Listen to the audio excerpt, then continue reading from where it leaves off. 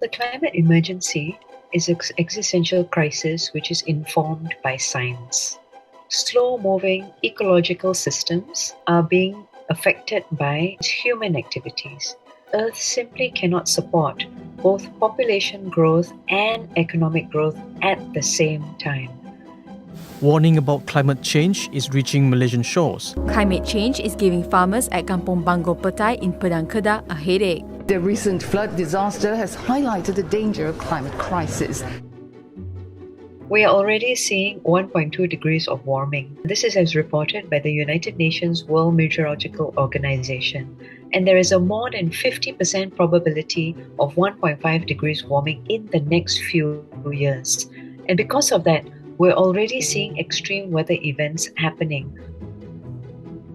The thing about the climate is you have to look at the average. So an average over time, it is still getting warmer. And the key as well is the speed in which it's changing. But what we see today is that all these changes are happening within just a few years, within a decade. So it's definitely speeding up faster than it should have been. When people talk about climate change, they will talk about melting ice caps and polar bears not having a place to land and all. So that's a bit difficult for us to relate in a tropical country. Malaysia is having more extreme heat waves. And also there's a change in the rainfall as well. And we have more rain in general. And this is why flooding is a very good indicator to show that, things are really changing here in Malaysia as well.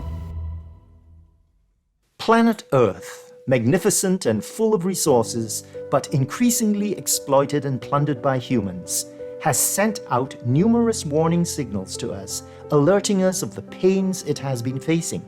Extreme climate changes, unprecedented weather events, species extinctions, the list goes on.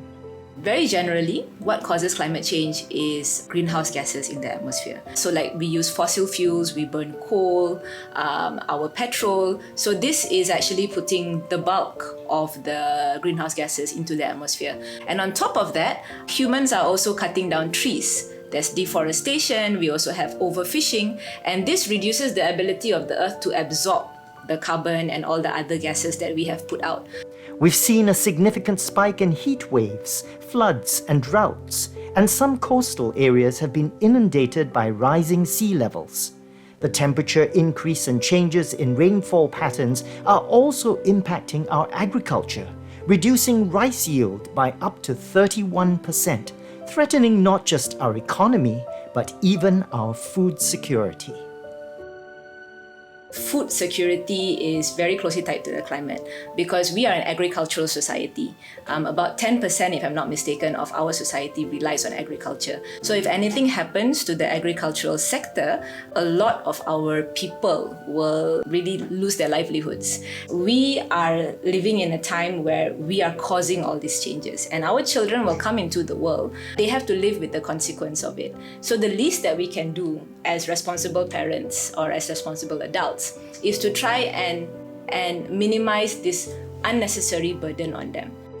All over the world, entire habitats have been destroyed and thousands of people killed through severe climate catastrophes. Over time, it will get worse. It is easy for us to feel too small, too helpless to make any difference to these devastating phenomena. So we often choose to turn a blind eye to the warning signs. But there is hope. We can all take small personal steps and it can make a difference. And one of the things that we talk about is this concept called the ASI, avoid, shift and improve. So this is what we can think about every day as we go about our daily life. What can we avoid doing that can be better for the climate?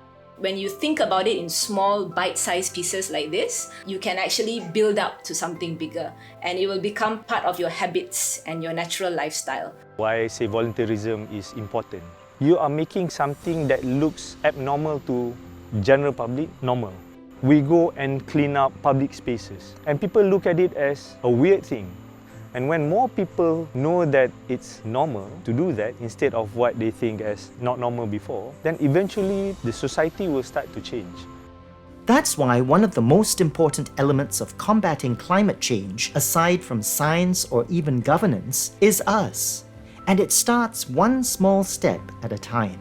Another powerful tool for driving change is open journalism and free media. without which we may not have been able to stop large-scale activities that would have caused serious, irreversible harm to our environment. Balloon forest, so of course, there I think everything is put in place. That was a long fight, as I understand. It took several years, 15 or 16 years to get the status. It's not protection itself, because protection itself is very similar around the world, but actually involvement of the local communities, giving them a pride, being a guardians of their own territories.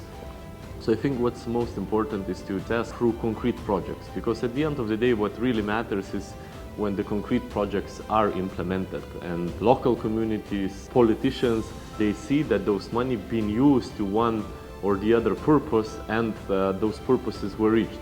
So I think very good example is Saba project, which EU is also working on conservation efforts, involving local community, employing them, even training them. So I think this is one of those concrete projects which of course work well.